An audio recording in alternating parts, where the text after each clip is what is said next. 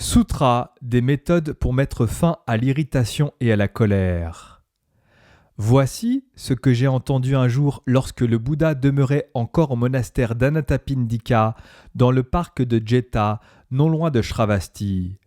Ce jour-là, le vénérable Shariputra dit aux bhikshus : « Chers amis, aujourd'hui je souhaite partager avec vous les 5 méthodes pour mettre fin à la colère et à la haine. Je vous prie de m'écouter attentivement et de méditer sur ce que je vais vous dire. » Les bhikshus consentirent à l'écouter attentivement. « Quelles sont ces 5 méthodes pour mettre fin à l'irritation et à la colère ?» demanda le vénérable Shariputra. « Mes chers amis, voici la première méthode. Lorsque les paroles d'une personne sont aimables, mais que ses actes ne le sont pas, et que nous sommes irrités ou en colère contre elle, si nous sommes sages, nous devrions savoir comment méditer pour mettre fin à notre irritation ou à notre colère. Chers amis, imaginons un bhikshu qui pratique l'ascétisme et porte toujours une robe faite de morceaux de tissu. Un jour, il passe devant un dépotoir chargé d'excréments, de l'urine, de pus et de beaucoup d'autres saletés. Il y voit un morceau de tissu encore intact. De sa main gauche, il le ramasse et de sa main droite, il l'étend. Voyant que le morceau de tissu n'est pas encore troué ni sali par les excréments, l'urine, le pus et d'autres saletés, il le plie aussitôt, le garde et le ramène chez lui pour le laver puis le coudre avec d'autres morceaux afin de faire une robe. Chers amis, de la même manière, quand une personne n'agit pas avec amabilité mais parle avec gentillesse, ne prêtons pas attention à ses actes. Pensons uniquement à ses paroles afin de mettre fin à notre irritation ou à notre colère. C'est ainsi qu'un sage pratique. Mes chers amis, voici la seconde méthode. Lorsqu'une personne agit avec gentillesse mais ne s'exprime pas aimablement et que nous sommes irrités ou en colère contre elle, si nous sommes sages, nous saurons comment méditer pour mettre fin à notre irritation ou à notre colère.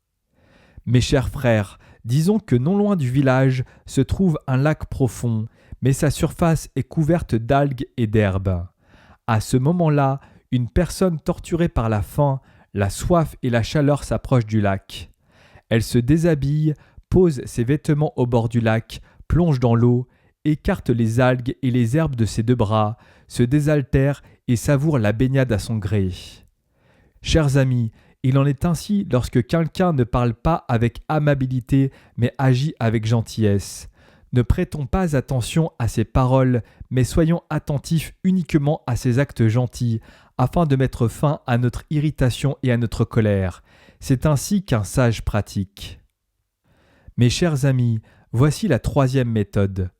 Lorsqu'une personne n'agit ni ne parle gentiment, mais a encore quelques pensées aimables, et que nous sommes irrités ou en colère contre elle, si nous avons une vision profonde, nous trouverons un moyen de méditer de façon à mettre fin à notre irritation ou à notre colère. Chers amis, supposons qu'une personne qui se trouve à bout de force, qui souffre de la soif, de la pauvreté, de la chaleur et des afflictions arrive à un carrefour. À ce carrefour se trouve un trou creusé par l'empreinte de pieds de buffle, dans lequel un peu d'eau de pluie stagne encore. La personne pense : comme il y a très peu d'eau dans cette empreinte de pas de buffle, si je la prends avec ma main ou une feuille, je risque de la remuer et de la rendre trouble, boueuse et imbuvable. Je ne pourrai donc pas me désaltérer ni soulager ma misère, la chaleur et mes souffrances.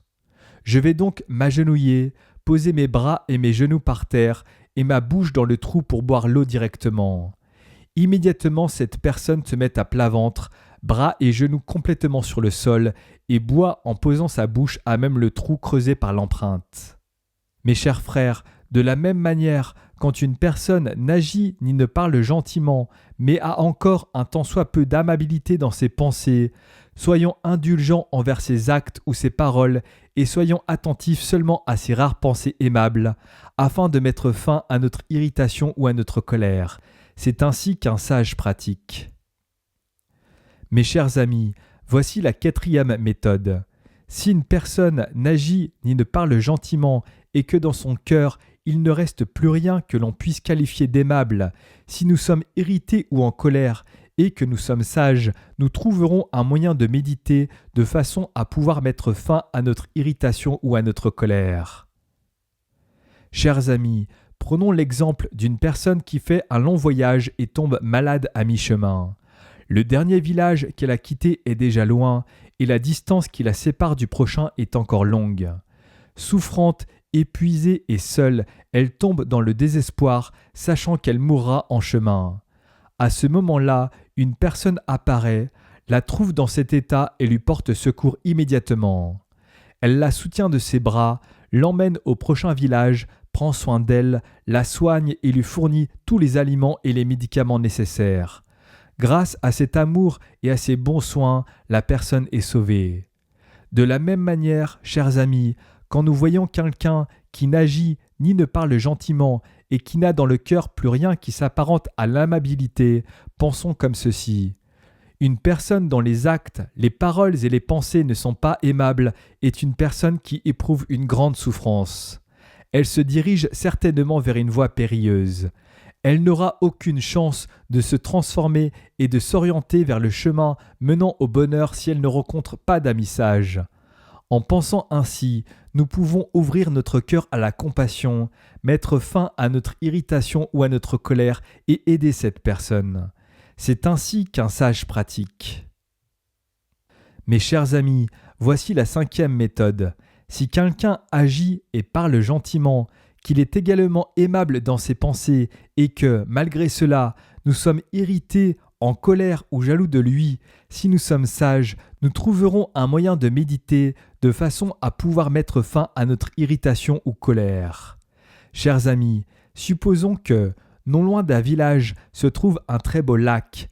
L'eau du lac est aussi limpide que douce. Le fond est profond et plat.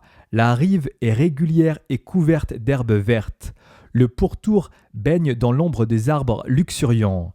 Une personne assoiffée, accablée par la chaleur et couverte de sueur, arrive au lac. Elle se déshabille, pose ses vêtements au bord du lac, plonge dans l'eau, se désaltère et savoure pleinement la baignade à son gré. La chaleur, la soif et la misère, tout se dissipe. Il en est ainsi, chers amis, quand nous voyons quelqu'un qui agit, parle et pense avec bonté, reconnaissons cette amabilité dans les 3 domaines des actes, paroles et pensées, sans laisser l'irritation, la colère ou la jalousie nous envahir. Si nous ne savons pas comment vivre heureux avec une telle personne, alors nous n'avons vraiment aucune vision profonde. Mes chers frères, j'ai partagé avec vous les 5 méthodes pour mettre fin à l'irritation et la colère. Après avoir entendu le vénérable Shariputra, les bhikshus furent heureux de recevoir ses enseignements et de les mettre en pratique.